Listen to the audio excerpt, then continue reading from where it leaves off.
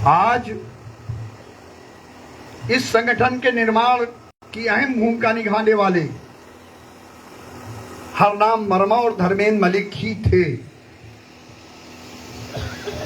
मुझे तो दूर दूर तक इसकी भनक भी नहीं थी, मगर इनको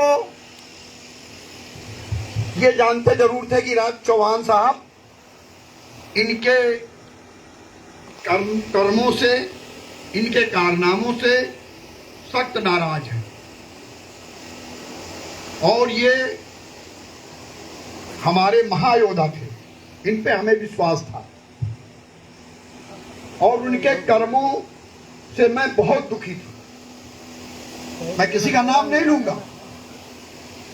इतने गंदे कर्म के लीडरशिप मैंने अपने जीवन में महात्मा टिकैत के बाद, जो विश्व का सबसे बड़ा ईमानदार, मैं उनको नमन करता हूं और अपने लोगों के प्रति मजबूती से लड़ाई लड़ने वाला दूसरा व्यक्तित्व इस देश के अंदर न पैदा हुआ है न पैदा होगा। हम उसके शिष्य हैं। उनके सानिध्य में हमने 22 साल काम किया, मगर कुछ लोगों ने उनके नाम को बेचने का काम जब शुरू किया, पल पल में बिकते थे, चरित्रहीनता में भी गिरते थे। ऐसी दुनिया की कोई गंदे काम नहीं जो उन लोगों के द्वारा न किए जाते रहे हों।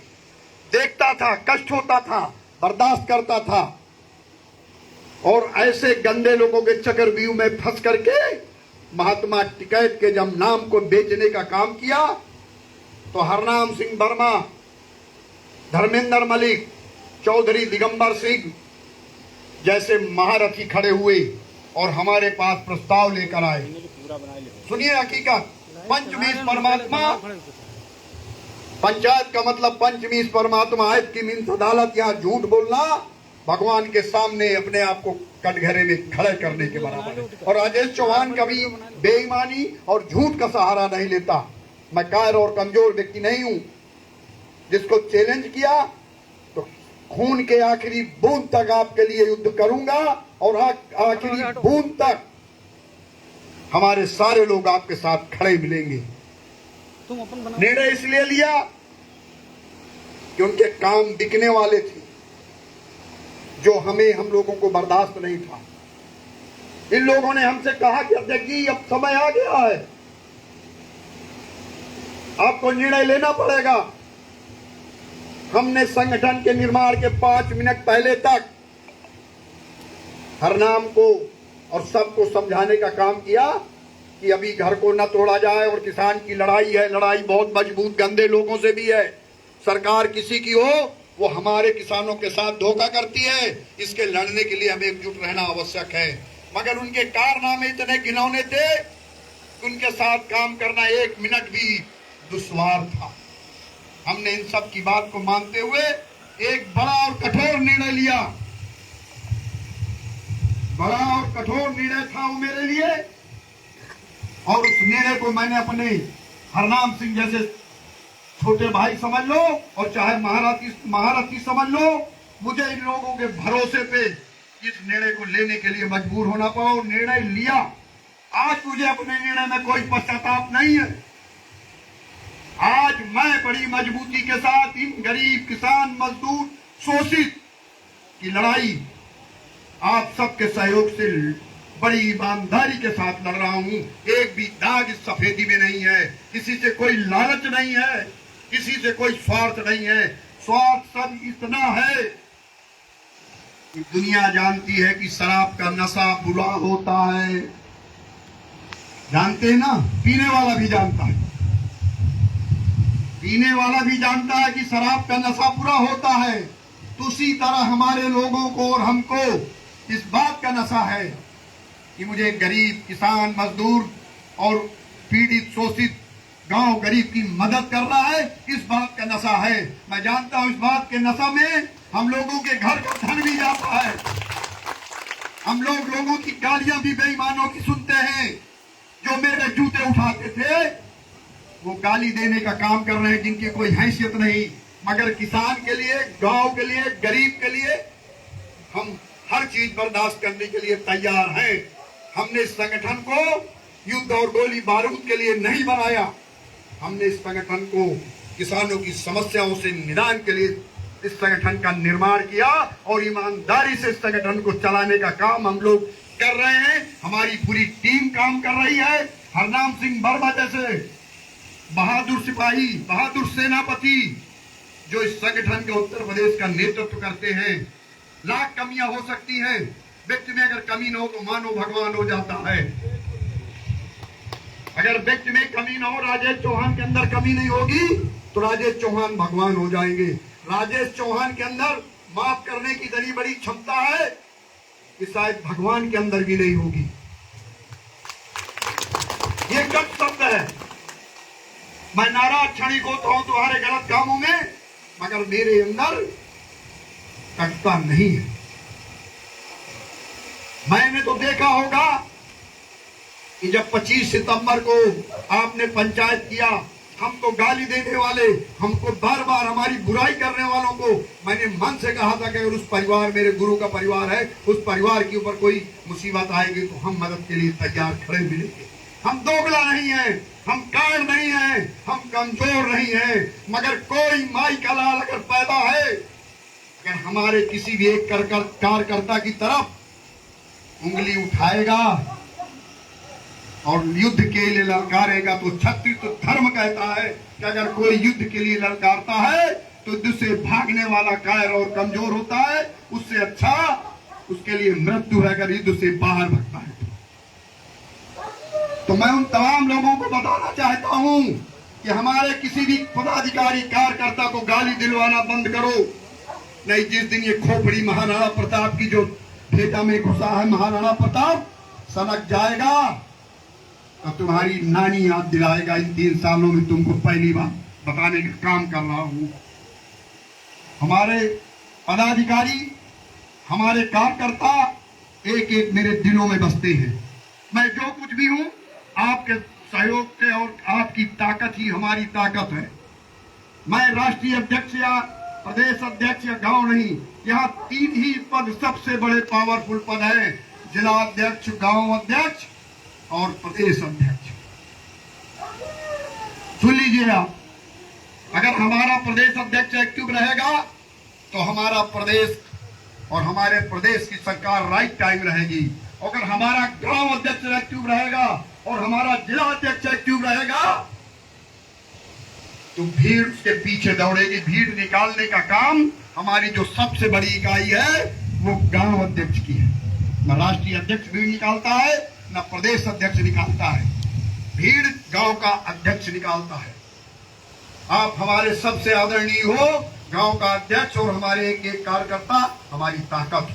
आपने देखा हमारे संगठन की, हमारे लोगों की शक्ति को देखा आपने। 3 साल में हमने कई बार सरकार को झुकाने का काम किया और अपनी बात, किसान हित की बात मनवाने का काम आप लोगों ने किया। गलत कह रहा हूं मैं?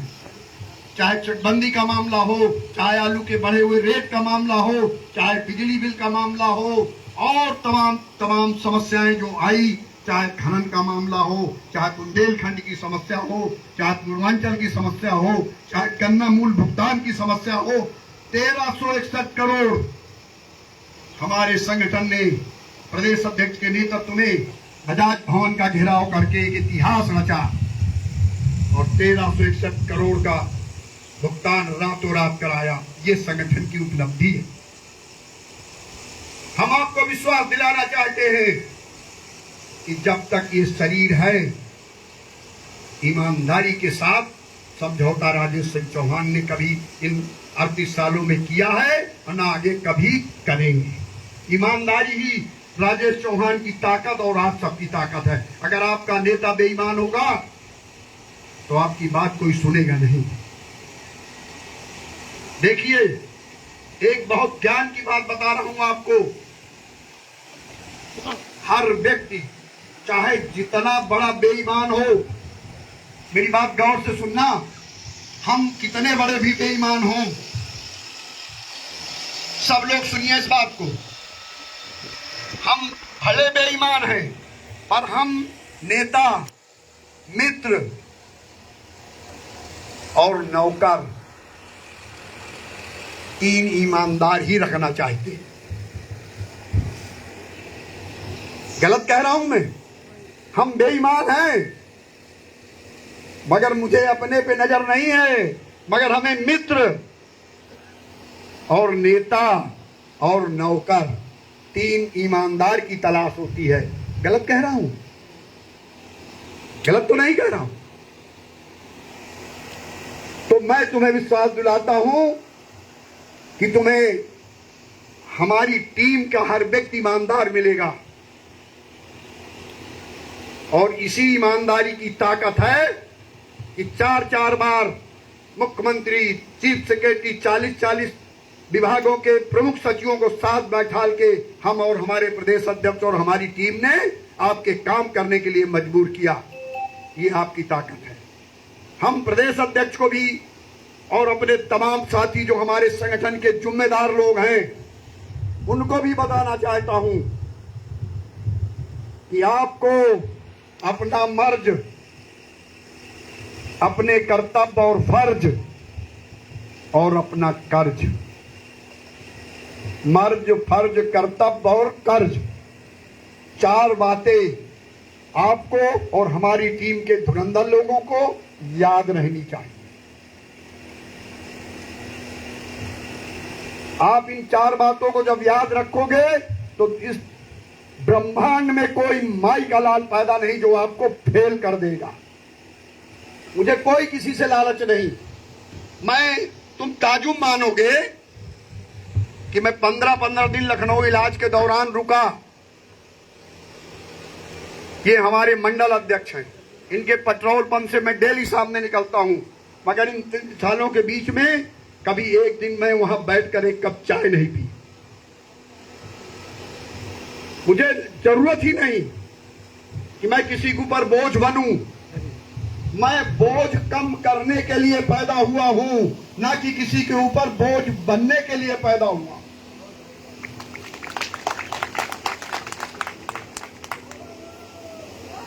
और हमारी बात समझ लिए ना, मैं बोझ बनने के लिए नहीं पैदा हुआ। मैं आप सब गरीब किसान मजदूर के बोझ को कम करने के लिए पैदा हुआ इस धरती पे। और 25-26 साल की उम्र से मैं महात्मा टिकैत जैसे गुरु को पाकर के धन्य मानता हूं, जिनके नेतृत्व में 22 साल काम किया, 13.5 साल प्रदेश अध्यक्ष रहा और ईमानदारी से काम को किया। कहीं से किसी तरह का अगर कोई सहयोग में मिला तो 1 रुपए मिला तो संगठन के ऊपर 100 रुपये अपने घर का खर्चा किया। ये मेरा हमेशा अपनी सोच थी। मैं आज देख रहा हूं, सुबह से मैं फोन पर एक्टिव था, सुबह से मैं फोन चलाकर देख रहा हूं कि मेरे 71 जिलों में आपके संगठन का स्थापना दिवस और महात्मा टिकैत की पुण्यतिथि बड़े धूमधाम के साथ, हर्षोल्लास के साथ हर जनपद में मनाया जा रहा है। मैं अपने उत्तर प्रदेश के, हरियाणा के, उत्तराखंड के, मध्य प्रदेश के, बिहार के तमाम प्रदेशों में जो आज स्थापना दिवस मना रहा, सभी एक पदाधिकारी, एक कार्यकर्ता, एक गांव अध्यक्ष, एक प्रदेश पदाधिकारी को, राष्ट्रीय पदाधिकारियों को हृदय की गहराई से सबको धन्यवाद ज्ञापित करता हूं।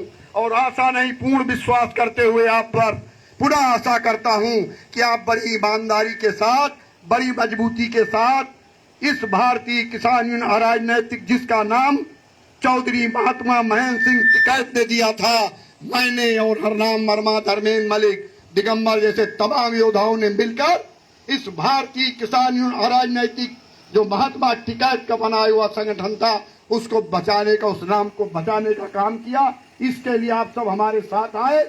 आपके समस्त उत्तर प्रदेश और उस देश के किसानों को मैं बधाई देना चाहता हूं, धन्यवाद ज्ञापित करता हूं कि आपके द्वारा जो महात्मा टिकैत के द्वारा गठित भारतीय किसान यूनियन अराजनैतिक, यहाँ बहुत से पुराने लोग बैठे हैं। पहले टिकैत जी के टाइम पे क्या बैनर बनता था? भारतीय किसान यूनियन अराजनैतिक। तो इसका मतलब आप टिकैत की यूनियन को लेकर के ही चल रहे हैं। जो रगे सियार हैं, गिरगिट की तरह हैं, गौर करो। जो गिरगिट लोग हैं, आपकी धार से, हमारे योद्धाओं के धार से अपने संगठन का नाम बदलना पड़ा। अरे बेईमानो, सावधान हो जाओ, अभी तो तुमने नाम बदला है, तुम्हारा काम भी बदल दूंगा। तुम्हें डंडे से पीट कर तुम्हारी दलाली नहीं बंद कराए हमारे कार्यकर्ता, तो राजेश चौहान मेरा नाम बदल देना। या तो ईमानदारी जीतेगी और या तो बेईमानी जीतेगी। खुला चैलेंज है। ये राम रावण का युद्ध है। दोनों की राशि एक थी, राशि दोनों नेताओं के नाम आते हैं और दोनों की राशि एक है। गौर करो, नाम किसी का नहीं लूंगा। ये राम रावण का युद्ध है। अब विजय राम की होती है या रावण की होती है तो समय बताएगा। 75% बेईमानों का समापन हो चुका है और जो 25 बचे हैं अगले 3 सालों में उनका समापन कर दिया जाएगा। गलत कह रहा हूं मैं? राम रावण की रास एक थी ना, और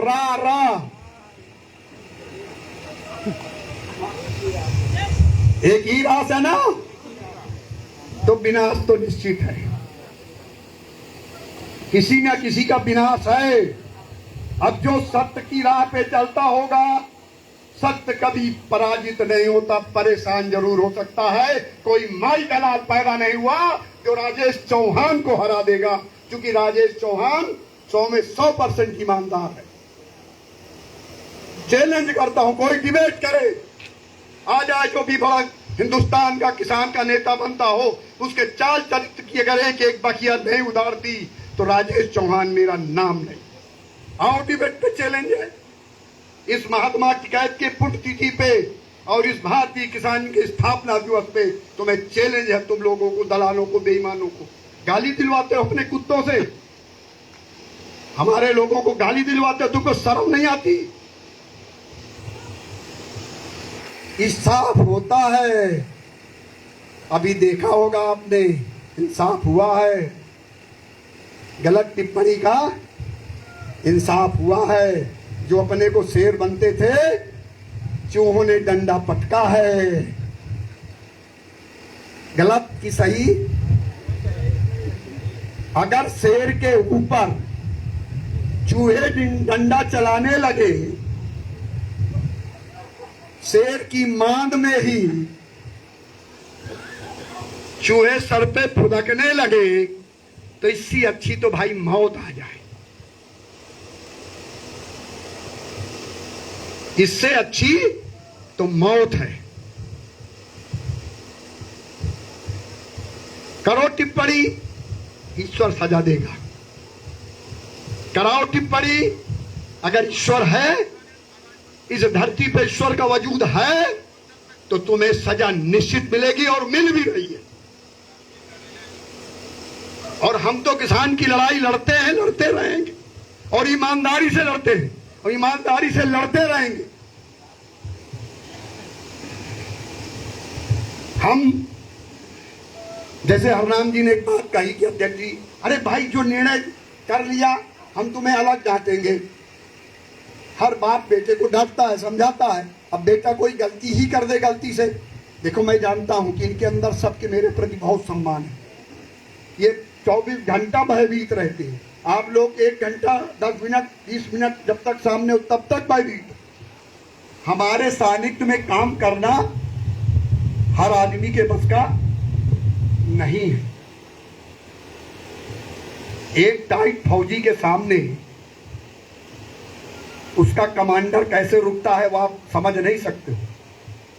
आपको थोड़ी देर का भय होगा, मगर चाहे धर्मेंद्र मलिक हो, चाहे हरनाम वर्मा हो, चाहे दिगंबर हो या अन्य और कोई हो, जो बड़े पदाधिकारी हैं, इनके अंदर 24 घंटा अध्यक्ष जी का भय है। भय क्या? सम्मान है। उसका रूप दूसरा है। हमारा बेटा भी हमसे सालों बात करने की हिम्मत नहीं करता। इनसे कहेगा, चाचा दुबई गया, मुझे नहीं बताया, इनसे बताया, इन्होंने हमको बताया। तो ये सम्मान है। और हमें भी अच्छा लगता है कि अगर बेटा हमको इनको चाचा मानता है और ये अपनी ड्यूटी का निर्वाह कर रहे हैं, तो हमारे लिए सौभाग्य का बात है। हमारी पोस्ट देखते होंगे हमेशा भारतीय किसान यूनियन अराजनीतिक परिवार। तो मेरे पास दो गुण नहीं है। महात्मा जी कहते शब्द सिखाया था पंचायत। पंच मीन्स परमात्मा, आयत मीन्स अदालत। तो भारतीय किसान यूनियन की पंचायत होती है, ये परमात्मा की अदालत। अगर हम यहाँ झूठ बोलते तो परमात्मा को धोखा दे रहे हैं, और परमात्मा का धोखा देने वाला व्यक्ति कभी संपन्न नहीं हो सकता। चाहे जितना बड़ा नाम हो जाए, उसकी दरिद्रता कभी नहीं जाएगी। सारा सब कुछ सामने है आपका। करावटी पड़ी, गाली तुम दो और दिलवाओ, खूब दिलवाओ।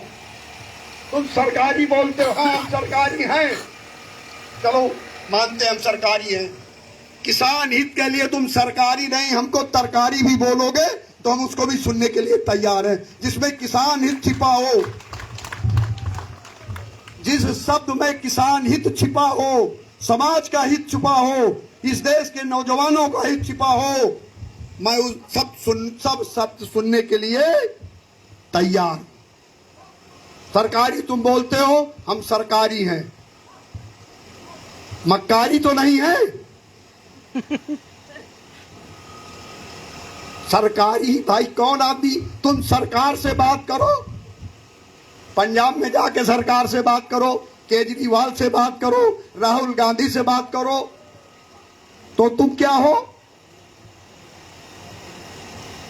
भाई? हमारे उत्तर प्रदेश में मुख्यमंत्री जी की सरकार भाजपा की है, कल अखिलेश जी की आएगी, मायावती जी की आएगी। तो हम तो अपने बात के, अगर हमारे अंदर दम होगी तो सरकार को सुनना पड़ेगा। चैलेंज है, किसी की भी सरकार हो, हम अपनी ताकत से सरकार को सुनाते हैं और सर आप सबकी दम पे सरकार को झुकाते हैं।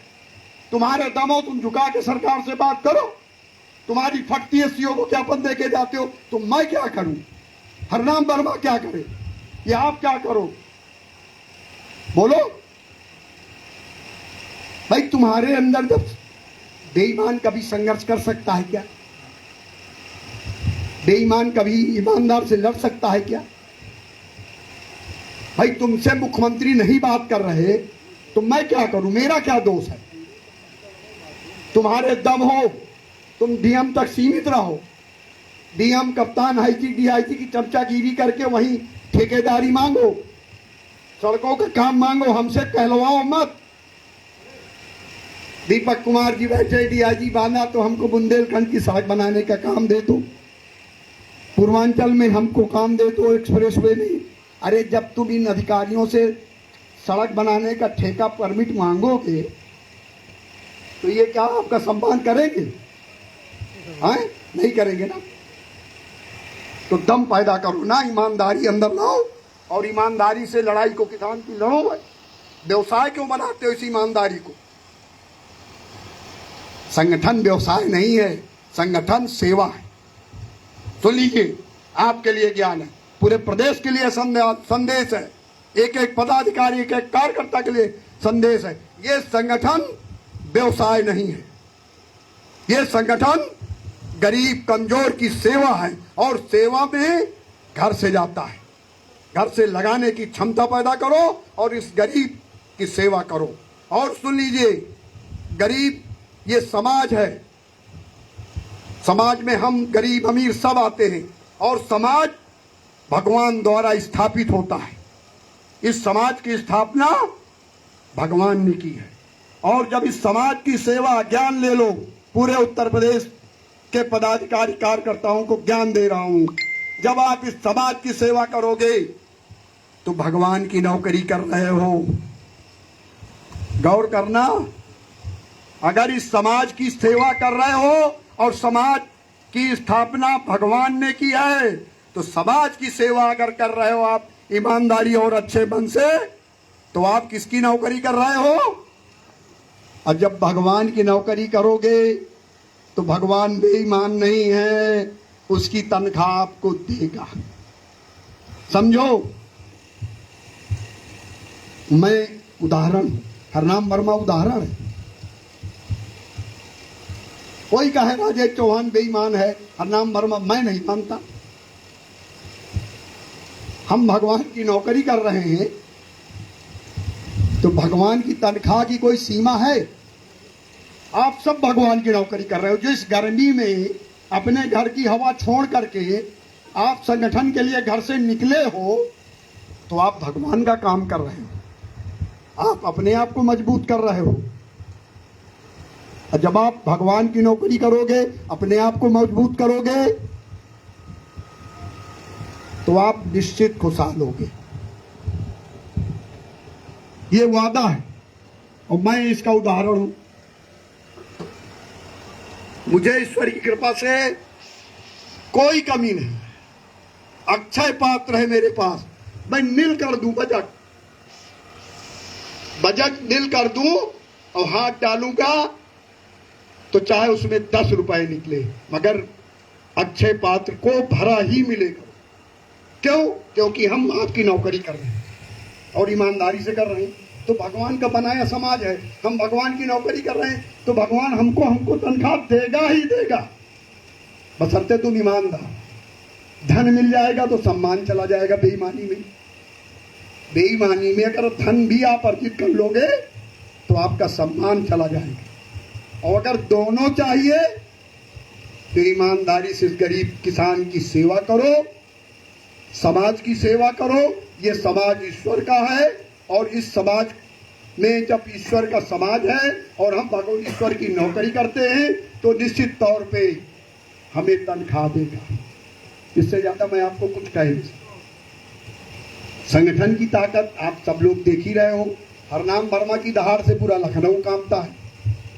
संगठन के किसान संगठनों के इतिहास में मैंने लिखा था फेसबुक में, किसान संगठन के इतिहास में पहला आपका संगठन है और पहली सोच है हरनाम वर्मा की। मैं अपने बच्चे की बड़ाई नहीं करूंगा तो दूसरा कौन करेगा? हमारा लड्डू मीठा है तब तो आप कहोगे मीठा है। ये हरनाम वर्मा की सोच थी कि अध्यक्ष 3 जगह कार्यक्रम करूंगा। मैंने कहा पूरी छूट है, पूरी छूट है। और कार्यक्रम इस व्यक्ति ने सफल किया आप सबके सहयोग से, उसके लिए आप सबको, अपने प्रदेश अध्यक्ष को बार बार धन्यवाद। उसी की ताकत है कि मुख्यमंत्री जी भी आपसे बात कर रहे हैं। हम सरकारी तरकारी नहीं है, जो रो रहे हैं रोने दो, उनका काम है रोना, जीवन भर रोएंगे, अब आगे और रोएंगे।